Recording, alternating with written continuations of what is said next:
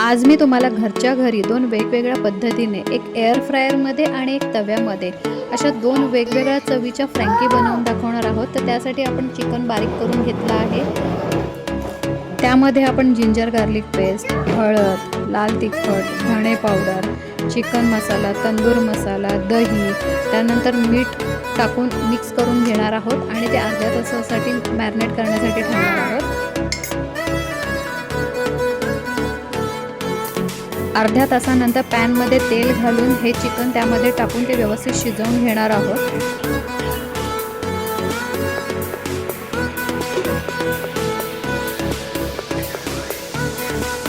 त्यानंतर इथे मी गव्हाची चपाती बनवली आहे। तुम्हाला मैद्याची पाहिजे असेल तर मैद्याची बनवू शकताय, पण मी हेल्दी ऑप्शन म्हणून गहू घेतला आहे।